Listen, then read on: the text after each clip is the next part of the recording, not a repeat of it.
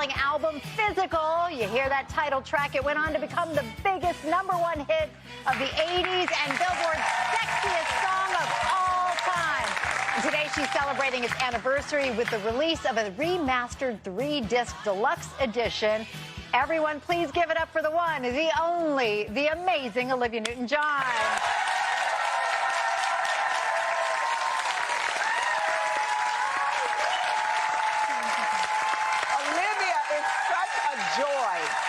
Every time you come visit us, so how have you been lately? I've been doing well, actually. I know it's been a really, really difficult time for people, but for me, it's been probably the longest time I've ever spent in one place in about 50 years because I can't travel. So I've always wanted to have this experience, and we're all having it, and I'm actually been enjoying it a great deal. So, Olivia, on Monday, you took part of the very special celebration of Greece on Dancing with the Stars. And I had the honor of performing to Beauty School Dropout with Frankie Avalon singing live in the ballroom. You participated on the show via Zoom. What did you think? Did you get to watch our ballroom tribute? You know, I can't wait to see it. I have it on tape because I had a gathering I had to go to. But I have it on tape and I can't wait to watch you. And Amanda, my friend in Australia, adores you. Her name is Megan Castran. She actually made me this sweater. So she wanted me to say, please say hello to her. You don't know her, but she wanted me to say hi. I say hello back, and I love your sweatshirt. It's amazing. So, Olivia, you know, Halloween is right around the corner, and it seems like no matter where I go, Sandy from Greece is still a super popular costume. How do you feel when you see people dressed up as you? Does it amaze you? Yes, of course, because who could ever imagine that 40 years later, after you've made a song, that people would still love it and want to look like the outfit you wore? And yeah, I think it's a real kick. I feel very lucky I have this experience every year. So, I mean, as Halloween costumes go, you've already been Sandy. So what was your most memorable Halloween costume? Oh, I go as Danny now. No, actually, one year I think I went as a cow, and that was fun. Many people have probably used that expression about me, but I actually wore the outfit. It was really fun. Well, Olivia, I know in the past you've raised so much money for the Olivia Newton-John Foundation Fund. And you're doing that as well now with memorabilia that you are getting ready to auction off as well in January to benefit the ONJ Foundation funding cancer research. What are some of the items that fans can get in on? Get a little Olivia memorabilia. Well, a lot of it I'm not going to say yet because it's a bit early, and I'm going through my wardrobe, of course, right now. And I can't believe I have so many clothes. Is it unbelievable? Anyway, I'm very excited because any profits made from this auction with Julien that I've worked with before, they're a wonderful group of people. Lots of stuff from my past, and as you're seeing, a jacket that I wore on stage in Vegas for about 4 years, which was made for me with the Greece, with my name on it. The actual Greece jacket, as you know, was sold to this wonderful gentleman a few years ago who gave it back to me, which was probably one of the kindest things that's ever happened to me. He was so sweet and generous. But I'm really excited because I started a new foundation with my husband because he's a plant medicine man and totally brilliant and worked in the Amazon for about 30 years. And so we're looking for kinder ways to treat cancer because having been on this journey since 1992, I know it's a very difficult thing to go through, and I want to make it easier for people. And I believe that all the answers are in the plant kingdom.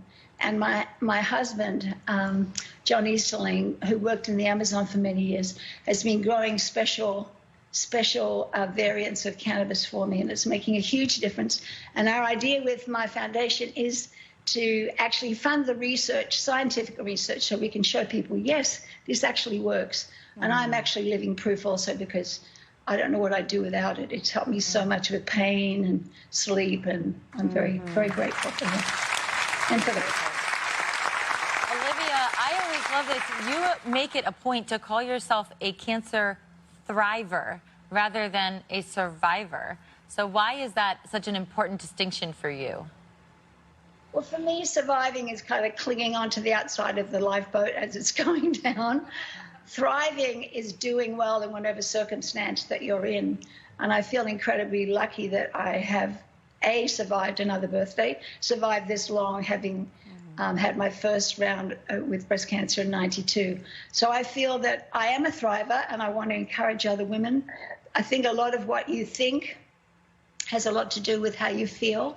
So that's something I have to work on constantly, because it's not an easy journey, and I want to find an answer that's comfortable for people and doesn't make them ill. That's my dream. I just want to find the answer. Scientifically, I don't know, everybody's waiting for that. That's why we love Olivia so much. We've got much more with the wonderful Olivia Newton-John. We come right back. At #1, which is longer than any other single in the 80s.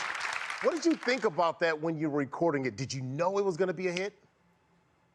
It was kind of a funny experience, because yes, I did know it was going to be a hit. But after I'd finished recording it, I had a panic attack and said to my manager, I think we need to pull it. I think I've gone too far. I think it's way too over the top, because I hadn't really thought too much about the fact of the double entendre. I just knew it was a hit song. So I just said to Roger, we need to pull it. He said, too late, love. It's like climbing up the charts, and it's going to be a big hit. And here we are 40 years later. Who would have ever dreamt it? Yeah. So I'm very grateful. Wait a minute, double entendre? I thought it was just about working out. Wait a minute. So did I. So when I started, like, they banned me in Utah. I was doing a tour at the time, and they banned it on the radio, and I thought, my goodness, they really do think it's about something else. So naive and stupid, I guess I was. So anyway, once I suggested to the director that, I said, we have to make it about exercise, because I think if we make it about exercise, people are going to get their minds, off the other direction it could go. So that's really how it Well, it actually worked in my case. I thought it was about exercise. I've been using that song to work out for the last 40 years. I didn't realize it was about something else. We got to, Olivia and I, we got to spend some time together commemorating this record, a celebration of the record, the 40th anniversary. We all got physical at a gym with thousands of people around the country, actually the world. They even were joining us from Australia to set a world record for simultaneous lateral leg raises. So, yes, you don't realize how hard doing leg raises for 3 minutes is.